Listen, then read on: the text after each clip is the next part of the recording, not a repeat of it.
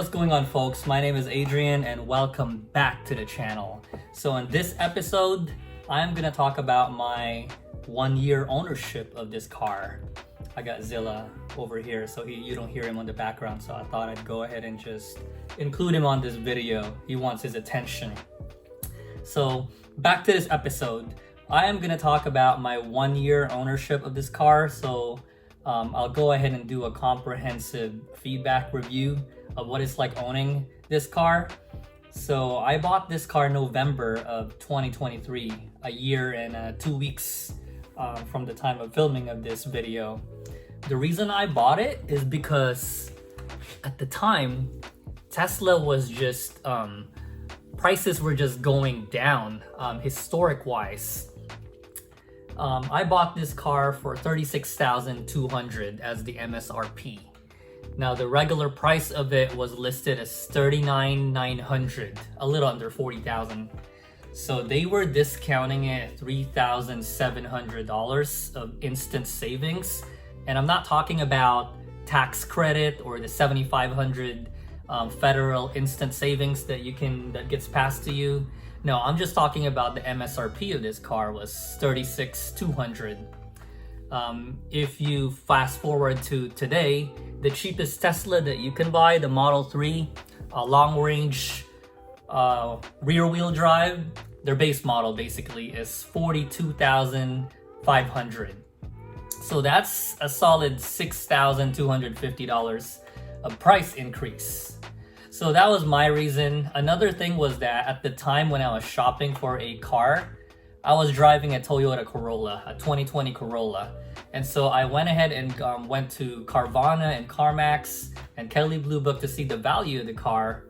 And at the time, the Corolla that I owned, the value was like $16,000, and I bought the car for $15,000. So if it made the decision very easy for me. Like, I owned the car for 3 years, the Corolla, and then I drove it, put 25,000 miles to it, and sold it for $1,000 profit. I ended up selling it to Toyota at a local dealership here. So that's kind of the reason why I bought this car, because I knew with the money I was getting from my previous car, along with the discounted price, which again is $36,200, was kind of unheard of. You don't see Tesla doing these instant savings, reduced price much anymore. So I really felt good about, making that decision of buying the Tesla. So when I owned the car, like, I filed my tax credit, $7,500 came back to me a couple months later when I filed during the tax season. So what can I say about, this car? How does it drive? As far as the performance or the driving dynamic of the car, I have to say it's quick. Even though this is the rear wheel drive with a single motor back on the rear, it's still pretty fast. I mean, come to think of it, this car gives you an instant electric torque, meaning it goes from 0 to 60 in a blink of an eye, 5.8 seconds to be exact. At least that's what Tesla says. But when you put it on standard mode and you just step on the accelerator pedal, it can go up pretty quick because of that instant electric torque, like there's no power delay, unlike an internal combustion engine car. So like the driving is great. It's quick, it's fast enough for me, even though I know this is not the dual motor or the performance version. For a lot of people, even this, rear wheel drive single motor is gonna be more than enough. It really is. Now, let's talk about savings. How much do you really save owning a Tesla? Well, the answer to that is pretty easy. If you charge your electric car at home, if you happen to have an electric charger, I'm gonna show you right here. I think I could go ahead and see. That on that side right there. Well, I don't think I get the right angle right there. So nevertheless, bottom line, if you were to charge your car at home, it's only costing me 9 cents per kilowatt hour, and that's affordable because that means that a full charge of this car is only costing me a little under $6. And I charge this car at home, once a week, really. Actually, not even once a week. Part of the reason why I bought this car is because my workplace offers free charging.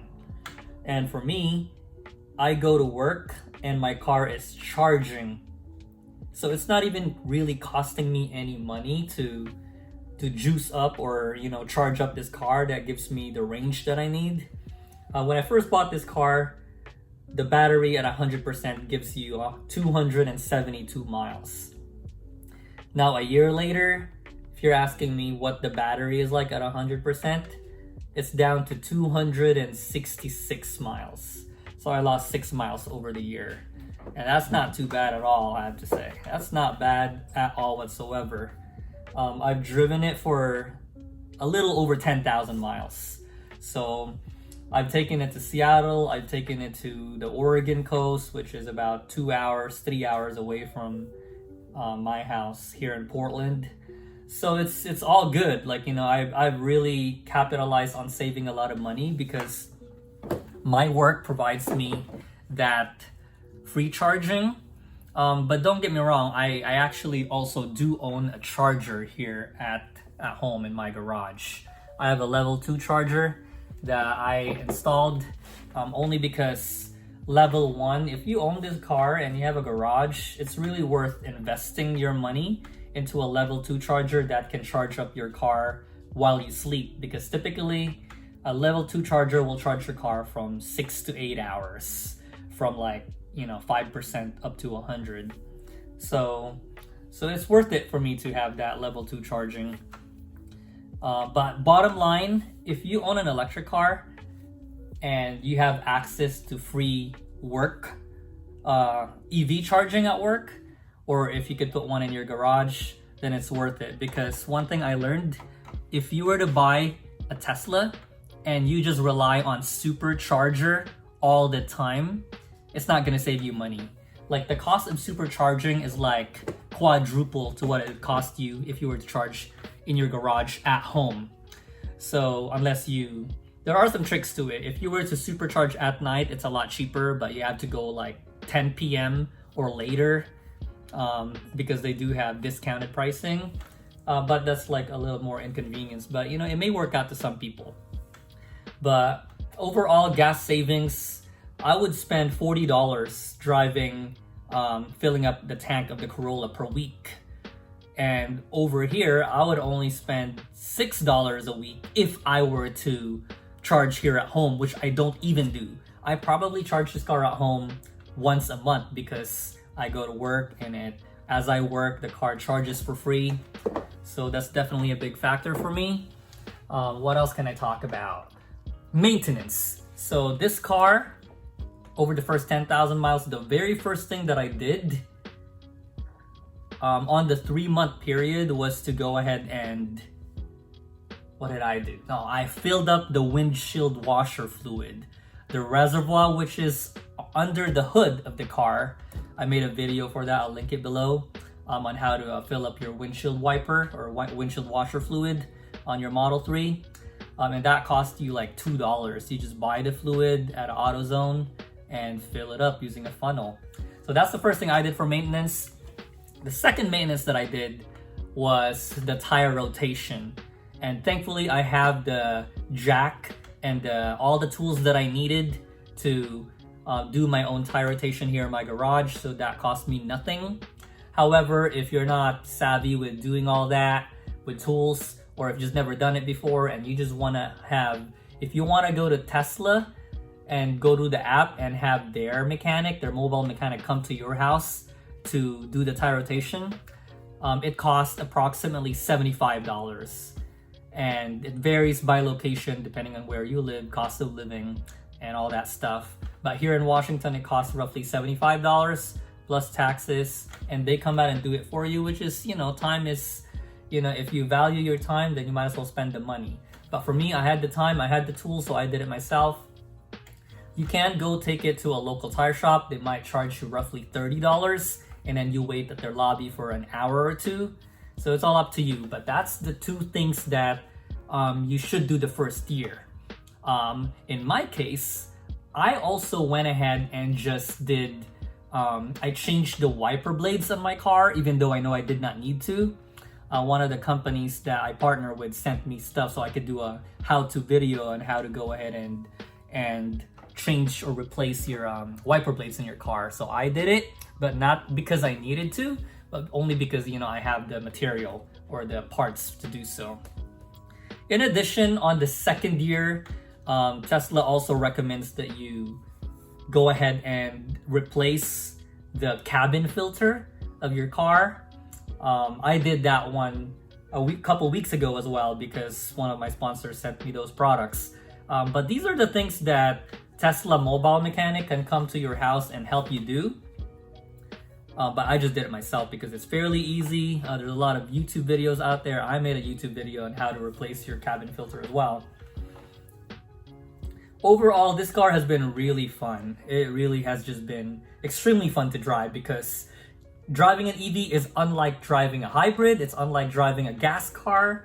I work for a car rental company and I've driven sports cars, Beamers, Audis, Mercedes, muscle cars, Mustangs, Challengers, and a lot of really fun cars out there. But when I drove and test drove the Tesla, when I rented it for a week, I was like, oh, I have to get this because of the smooth ride, the fun, the quickness, the agility. Like it's all the stuff that you just don't find in a gas car, you know? So that's my take on it. I've loved this car. It's very low maintenance. It's fun to drive. It's saving me money on gas.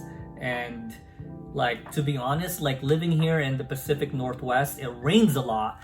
But even with rain, like the rear wheel drive handles fine, you know?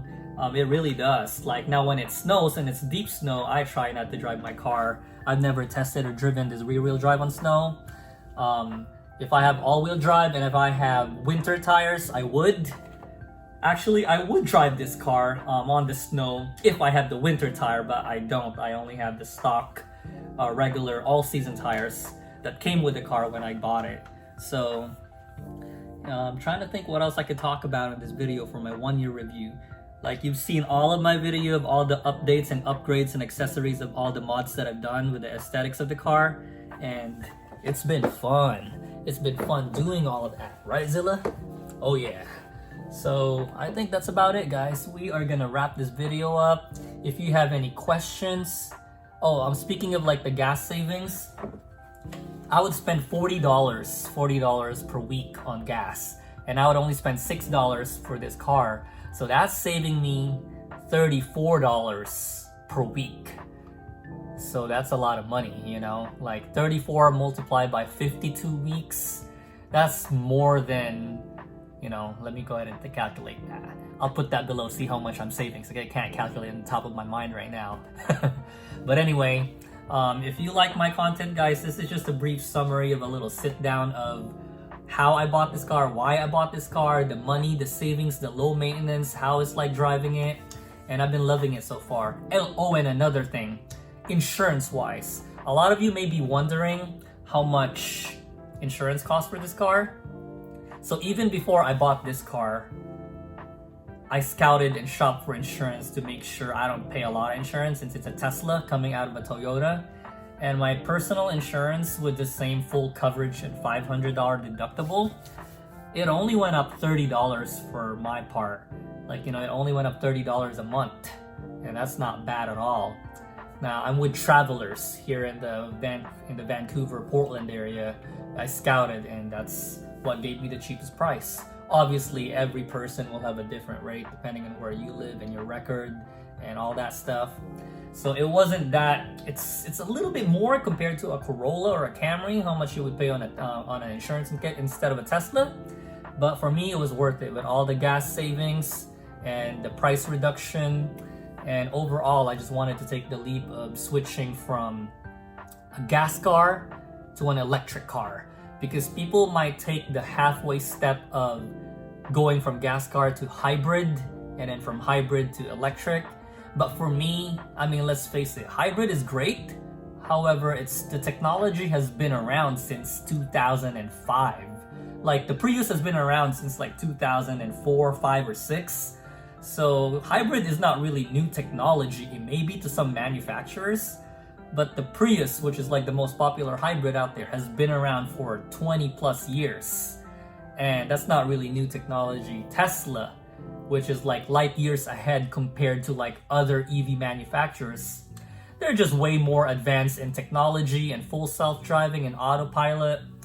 And yeah, like safety wise, that's one thing I didn't cover much in this video. As far as the full self-driving, it's a wonderful technology. As long as you don't abuse it, as long as you remain active. And by active, I mean you remain conscious and, you know, driving, because it's a full self-driving supervised. So it's a good aid, it's a good driving aid to have, but you try not to rely it completely, you know, because let's face it, it's, you know, we're still, you know, years ahead before the car becomes completely autonomous. It's still full self-driving supervised. But even with a basic autopilot, the lane centering assist and the adaptive cruise control, it works great. It really helps you out in case you're a little bit sleepy. It helps you guide within the lane. It centers you on the lane. It helps you slow down to help avoid or prevent accident. The full self-driving and the autopilot is just wonderful technology.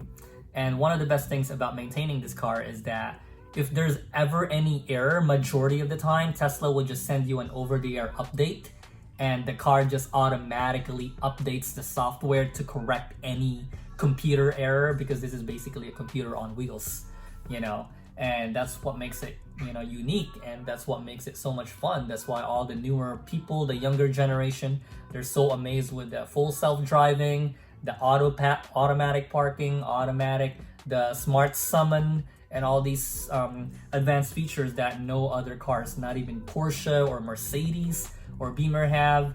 And that's what makes Tesla really fun. The light show, the video game in the car, being able to watch Netflix on the big screen, and all of that stuff. So nevertheless, guys, I know I've kind of spoke my mind out on like me and my ownership of this car. I hope you like this video. I really do. I've never kind of, you know, really done this, just kind of talking in front of the camera about my thoughts and, you know, my experience and, you know, my amateur review about owning this car, the Tesla Model 3. So I'm gonna leave it to here. I will see you in the next episode. And as always, if you like this content, please, it helps me out, a small YouTuber, you know, that's just starting up. Please hit that subscribe button. And I'm also gonna go ahead, if you're interested in buying a new Tesla, I'm gonna link it on the description below, my referral code, because that referral code will help you save $2,000 off of the MSRP, and I will get some savings as well. So use that referral link if you plan on buying one. And I guess me and Zilla are gonna wrap up this video. I will see you in the next episode, and peace.